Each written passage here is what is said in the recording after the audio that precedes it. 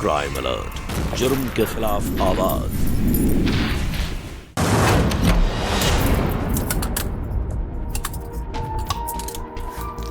सड़ो तुम लोग इन्हीं के साथ। खुद जिएंगी अपनी मन मर्जी से, हमको जीना होगा इनकी मर्जी से। सारी मजबूरी, सारी तपस्या हमारे समय याद आती है। घर पे रहो तो रोज कोई ना कोई ड्रामा, बाहर निकलो तो लोगों के ताने सुनो। तुम लोग ऐसे जीना है ना तो जियो, पर मैं अब एक भी पल यहाँ नहीं रुकूंगी। दीदी बात सुनो प्लीज। दीदी प्लीज बात सुनो।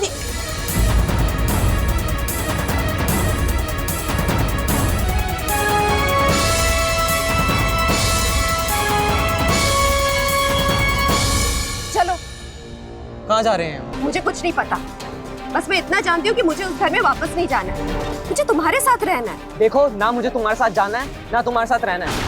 अजीब लड़की हो यार तुम, कब तुम्हारा दिमाग उलट जाए कुछ पता ही नहीं है। एक काम करो, अपने घर जाओ, वहीं तुम्हारा इलाज है, और मुझे बख्शो। मुझे भी तुम्हारे साथ रहने का कोई शौक नहीं है।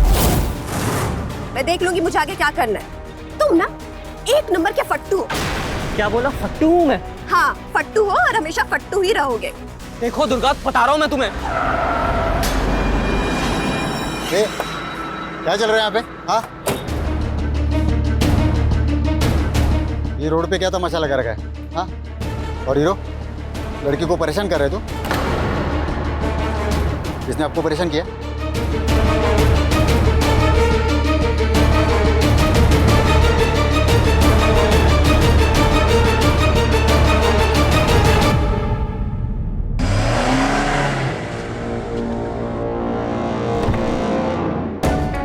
हाँ, चाबी भूल गई मैं अपनी।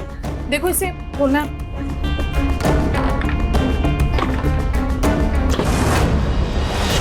दुर्गा,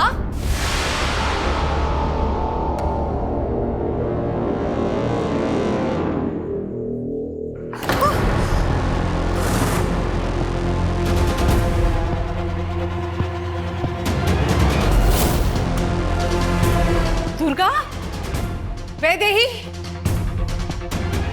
दुर्गा, वैदेही, मिताली,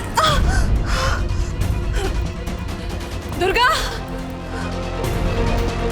दुर्गा, दुर्गा, वैदेही, मिताली, कहाँ है मेरे बच्चे? दुर्गा,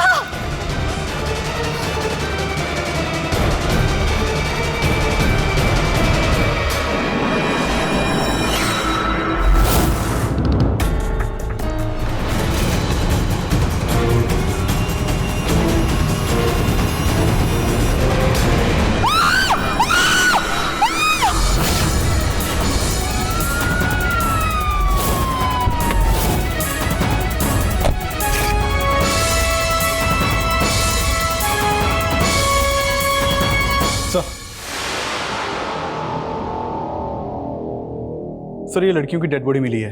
एक का नाम वैदेही और ये मिताली। सर, इनकी एक बड़ी बहन भी है, दुर्गा, लेकिन वो मिसिंग है।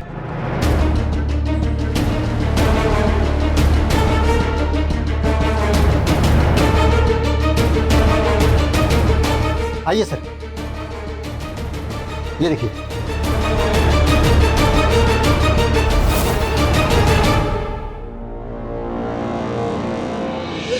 दुर्गा,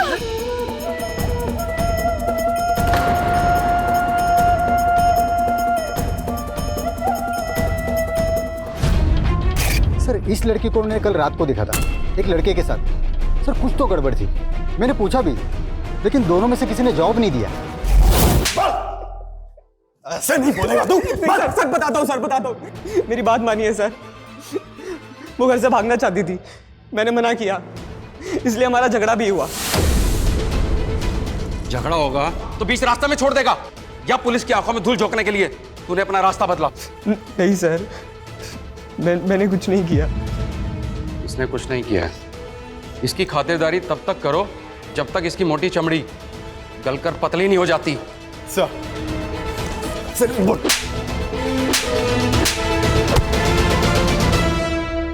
क्या कहा था तुमने? खाली हाथ मत आना ना, यही ना?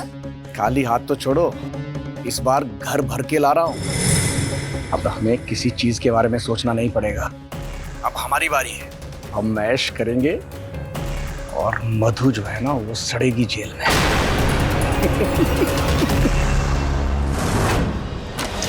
Sir, Jain sir. जय। सर, हमने अभिमन्यु की कुंडली निकलवाई तो पता चला कि पिछले कई सालों से कोलकाता में वो किसी दूसरी औरत के साथ रहता आ रहा है। इन सबसे ज्यादा जरूरी बात सर, हादसे वाली रात अभिमन्यु के सेल का लोकेशन भी मधु के घर के एरिया में ही था। लेकर आओ उसे। सर।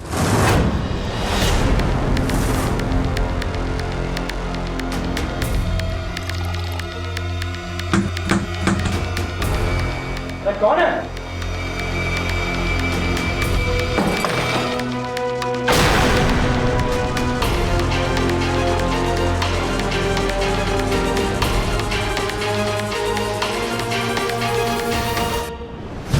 अच्छी नौटंकी की थी तुमने, लेकिन किसी काम की नहीं।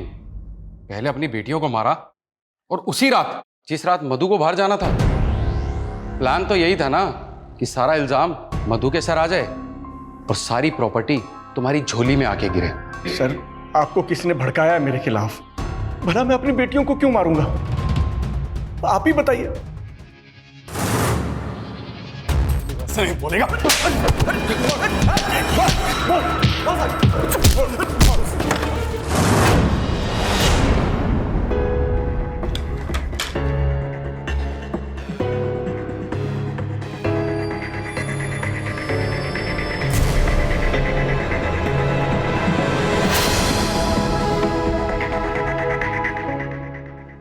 मधु, हाँ? देखो, पुलिस को शक है कि तीनों बेटियों की हत्या जो है ना वो अभिमन्यु ने की है। गलत सोच रही है पुलिस। मतलब? मैं जानती हूँ मेरी बेटियों को किसने मारा है।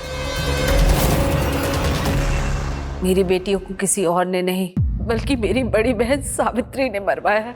क्या? अरे तुम होश में हो? तुम क्या बोल रही हो? देखिए सर, बेटियों के गम में पागल हो गई है, इसे खुद होश नहीं। एक मिनट, आप बोलिए। बहन हूं मैं, बहन को अच्छी तरह से पहचानती हूँ। बहुत दिन से ये बात मेरे दिल को कचोट रही थी। बोलना चाहती थी मैं, पर बोल नहीं पा रही थी। आज तक मैंने सब कुछ तोड़ा ही तो है। ये जो कुछ भी हुआ है ना, ये सब मेरी गलतियों का नतीजा है। पर इंसाफ के लिए मैं अपनी ही बहन का घर कैसे उजाड़ सकती थी? सर, सुन लिया ना आपने? इसे होश ही नहीं है सर। ये क्या बोल रही है? आप मेरी बात मानिए, इसकी बात पे गौर मत करिए सर। वकील साहब, आप क्यों परेशान होते हैं? मैं अभी दूध का दूध और पानी का पानी किए देता हूं। बताइए सावित्री जी। अपने ही घर में रोज अपने पति के हाथों बेइज्जती सहती है। क्या कसूर था मेरा? हर घड़ी हर पल तिल तिल कर मरती रही, कभी कुछ नहीं कहा, कभी उफ तक नहीं किया। बस यही गलती थी मेरी, और मेरी इस खामोशी को मेरे पति ने मेरी कमजोरी समझ ली। मैं और घुट घुट कर मरने लगी। बदले की आग में मैंने ये भी नहीं सोचा कि मैं अपने ही हाथों से अपने घर को फूंक रही हूँ। सर, हमने सोचा था कि सबको मार के लाशों को ठिकाने लगा देंगे, लेकिन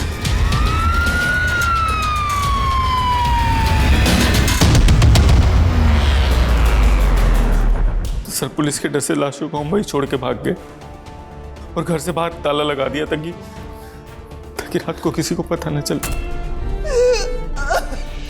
क्राइम अलर्ट, जुर्म के खिलाफ आवाज।